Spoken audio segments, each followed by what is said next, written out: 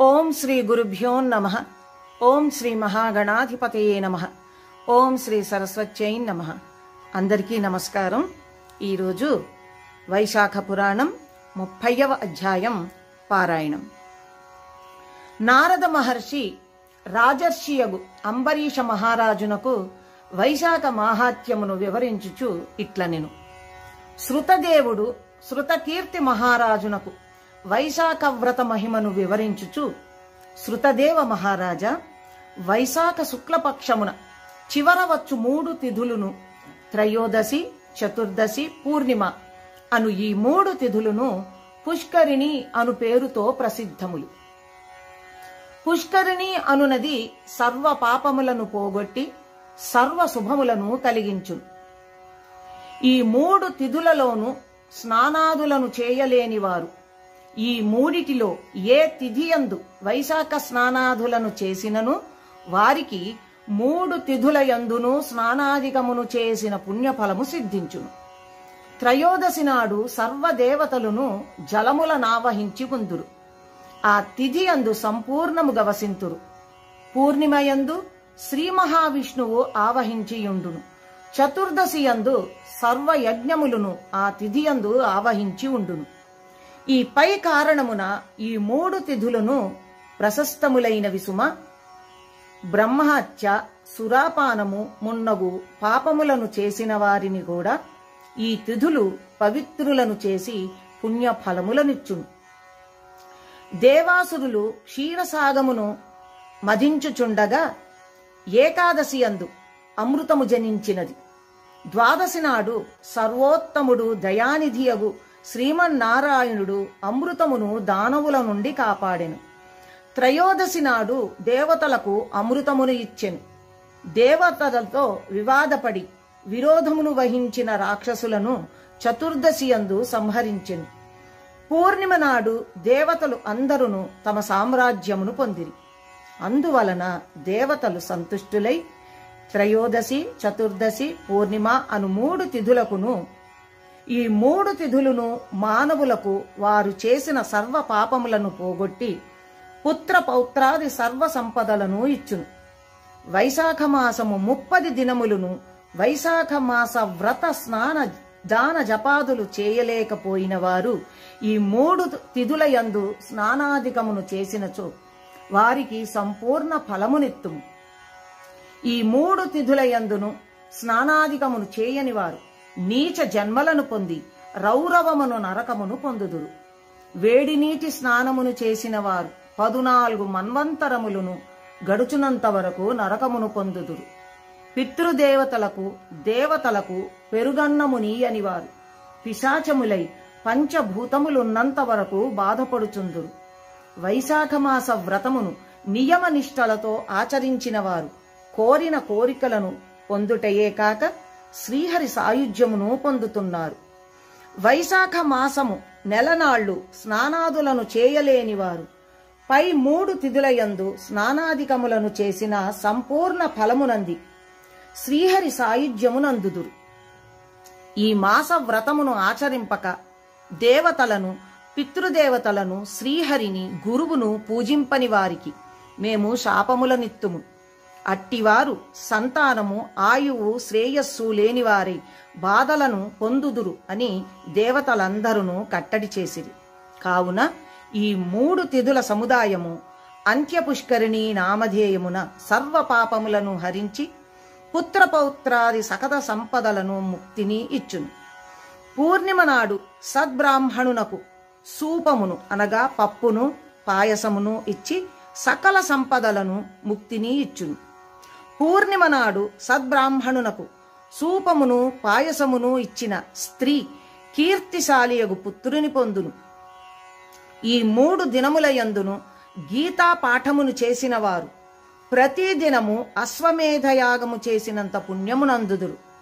ఈ దినములయందు విష్ణు సహస్రనామములను చదివినచో వాని పుణ్యమింతయంతయని చెప్పవలయపడదు.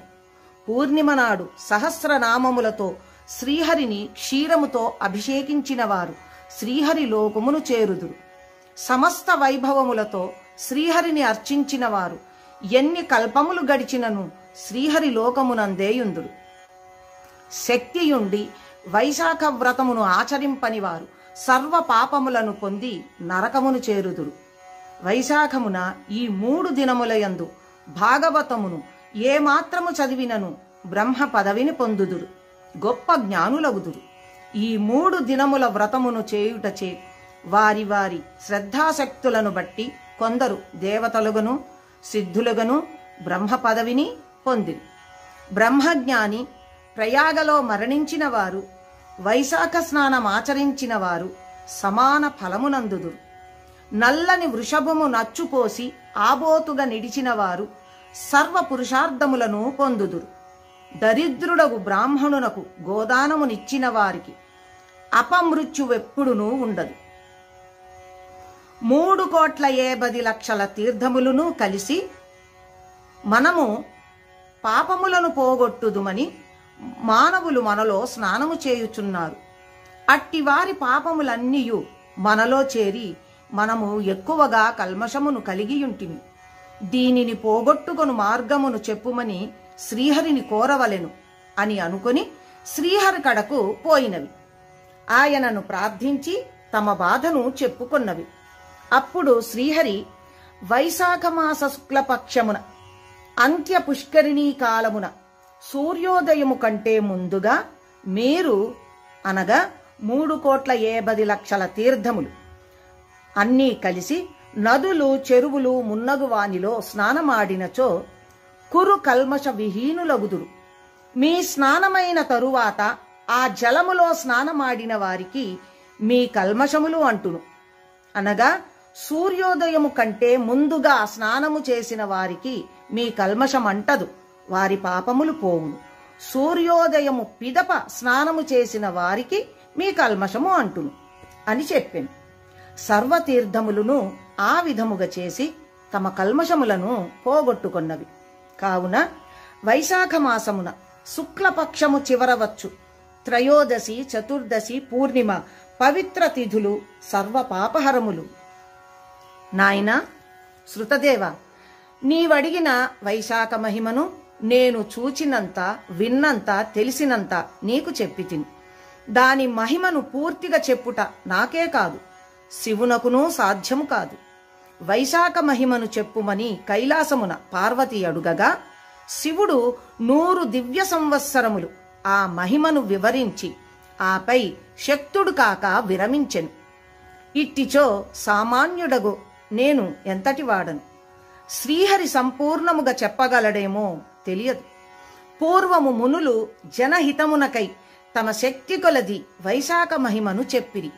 రాజా, నీవు భక్తి శ్రద్ధలతో వైశాఖ వ్రతమును ఆచరించి శుభములనందుము అని శృతదేవ మహాముని శృతకీర్తికి చెప్పి తన దారిన తాను పోయెను.